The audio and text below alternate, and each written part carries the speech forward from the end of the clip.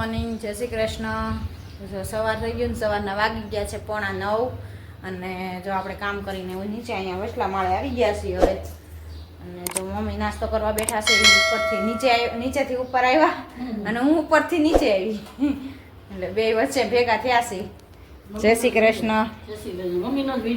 હા, મારો ટાઈમ થાય ને તમે નીચે આવ્યા હોય એટલે શું કરું, અમે નાસ્તા કરી લીધા બધાએ. મમ્મી જો હવે કપડાં ધોઈને આવ્યા એટલે હવે નાસ્તો કરવા બેઠા છે. નાસ્તામાં જો રોટલી બનાવી છે અને મઠ વઘાર્યા છે આજે. તો બધાએ નાસ્તો કરી લીધો છે, કોફી ને બધું. અને આજ તો જો વાદળા જેવું પાછું વાતાવરણ થઈ ગયું છે. કા તડકો નીકળ્યો નથી હજી. જો સૂરજનારાયણ દાદા હવે છે જેવું લાગે છે નીકળશે એવું, બાકી અત્યાર સુધી તો કાંઈ નીકળ્યા જ નથી સૂરજનારાયણ દાદા. હાવ વાદળા જ છે વાતાવરણ. હમણાં તો આપણે એવું જ રહેશે. કા નકર ચૈતર મહિનો આવી ગયો તો તડકા કેવા પડતા હોય હે. બસ એટલા રાખો ને, થોડાક લેવા જ લઈ ગયો હજી. તો તડકા હજી ચૈતર મહિનો આવ્યો ને તો હજી એટલા બધા પડતા નથી. આ વખતે તો વાદળા જ રહેશે વારા ઘડીએ. અને ઠંડુ તો અત્યારમાં તો ટાઈટ જેવું લે અને બપોરે વળી ઘડીક તડકો હોય પણ તોય એટલા બધો નથી આકરો એવું છે બધું. અને તોય ખમાહે નહીં ને ટાઈટ પડશે તોય ખમાય નહીં. હા, ત્યારે બહાર નહીં નીકળાય. તો જો હવે સૂરજનારાયણ દાદા જો દેખાણા, જો હવે ઉપર આવ્યા છે. જો હવે તડકો નીકળ્યો થોડોક, હવે ધીમે ધીમે નીકળશે. તો ચાલો નાસ્તો કરી લે મમ્મીને, આપણે બધા ફટાફટ કામ કરી લઈ. અને ઓલી હાય તમે કે દિવસે શુક્રવારી કરે છો? મેં આમાં કેલેન્ડરમાં જોયું ને તેમાં શુક્રવારી બતાવે. આજ છે ચોથ, કાલ બીજ હતી ને, આજ તીજ ચોથ ભેગી હશે એટલે સીધી ચોથ જ છે. કાલ બીજ તીજ ભેગી હશે એટલે કાલ પાંચમ થાય, આજ ચોથ કરે એટલે શુક્રવારી થાય. લાવો તો એમાં શનિવારી, તો આમાં કેલેન્ડરમાં તો આમ બતાવે છે ચૈતર મહિનાની સાયતમ. તો અત્યારે ચૈતરી નોરતા તો ચાલુ જ છે. નવરાત્રિ આ ચોથું નોરતું, આમ ગણો ચોથું, આમ ગણો ત્રીજું. એટલે તો હમણાં જો અમારે પાછવડા સપ્તાહ બેઠી છે રામાપીરની, તો મમ્મીની જવાના છે. અને જો એમાં કંકોત્રી આવી છે ને એમાં આપણે જોઈ લઈ કઈ તજ છે, કેદી સાયતમ કરે છે એ લાવો. તો મોટું તો આમ કરીને કરવું પડે. તો એમાં જોઈ લઈ ચાલો આપણે કેદી સાયતમ કરે છે એટલે આપણને ખબર પડે. કેમ કે સાતમ ચૈત્ર મહિનાની જે પાળતા હોય એને રહેવી પડે. ચૈત્ર સુદ છઠ ને ચૈત્ર સુદ સાયતમ છે. આમ જવું પડશે ત્યાં દેખાય. શુક્રવારી સાયતમ છે. આ રહી જો ચૈત્ર સુદ આઠમ ને શનિવાર, અને ઉપર ચૈત્ર સુદ સાયતમ ને શુક્રવારે સાયતમ કરે છે. મેં કીધું એમ જ તે બરોબર, તારીખ એમ છે એમ જ, જેમ મોબાઈલમાં કેલેન્ડરમાં મેં જોયું ને એમાં એમ જ છે. તો સાયતમ છે શુક્રવારી. હા, શુક્રવારી છે. તો તમે શુક્રવારે હશે ત્યાં તો સારું તમારામાંથી. તે પણ જો શનિવારે તમારે સપ્તાહ પૂરી થાય છે ને 5 તારીખે, તો તમારે પછી આમ જવું હોય તો તેથી સાયતમ હોય તો નો મેળ આવે ને જવાનું. એ કરતાં શુક્રવાર હોય તમારે સારું ને.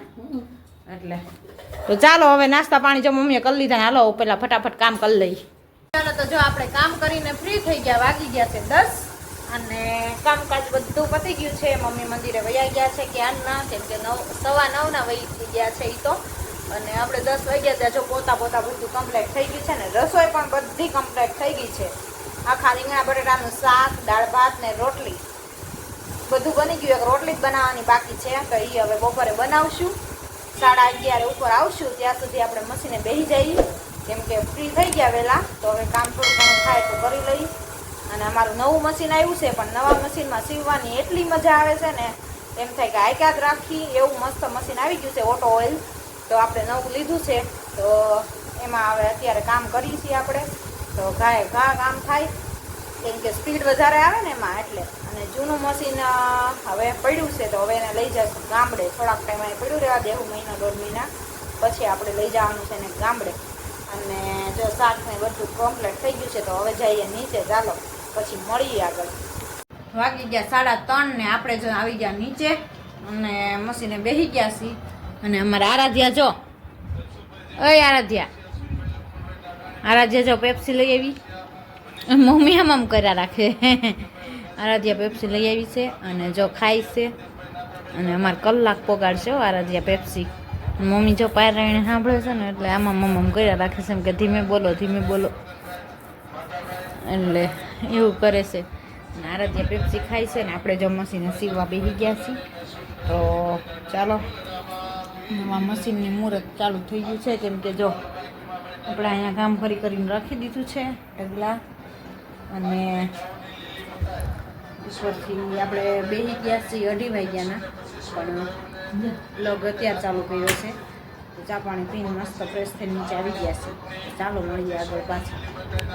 તો જો વાગી ગયા છે 7 અને આપણે આવી ગયા છીએ ઉપર રસોઈ બનાવવા માટે. અને આમ જો બે જો પફ લઈ આવીને ખાઈને આમ જો ઘરે કેવું કરી નાખ્યું. આમ જો આપણે નીચે કામ કરતા હોય અને અહીંયા છે ને પથારા કરીને મૂકી દે અને કીડિયુંના ઢગલા થાય કેમ કે અમારે લાલ કીડિયું બહુ થાય છે.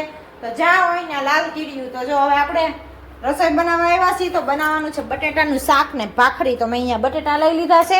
તો પહેલા આપણે બટેટા સુધારીને શાક વઘારી નાખી પછી ભાખરીનો લોટ બાંધી દઈ. અને 7 વાગી ગયા છે, થઈ ગયું છે થોડુંક મોડું. તો ફટાફટ રસોઈ બનાવવી પડશે. ચાલો નકર હમણાં ખાવું કર્યા રાખશે બે. એમ કે હમણાં પફ ખાઈને બેઠા છે એટલે એમ તો હજી ઉપાધિ નથી. નકર તો તરત ઉતાવળા થાય. હું કરું છું? હા ભાઈ તારક મહેતા આવે છે તો જોયા રાખો તારક મહેતા. હા બહુ સારું. લાઈ બટેટું લાઈ મારે સુધારવાનું છે. કીર્તન લાઈ તો કેસ નો દીકરો થામાને અંદર વયો ગયો. જો અમારે કેમ કાઢવું? અને બેન થોડુંક વળાય ને એવું કરાય. હવે આપણે નાના નથી, થોડુંક કામ કરો હાલો. તો ચાલો આવું છે. જો ખાઈ બેસી ગયા છે તો આપણે પેલા શાક વઘાર નાખી પછી બધું ભરી લઈ નકર કીડીઓનો ઢગલો થાય. આપણે જમી કરીને ફ્રી થઈ ગયા અને આવી ગયા નીચે.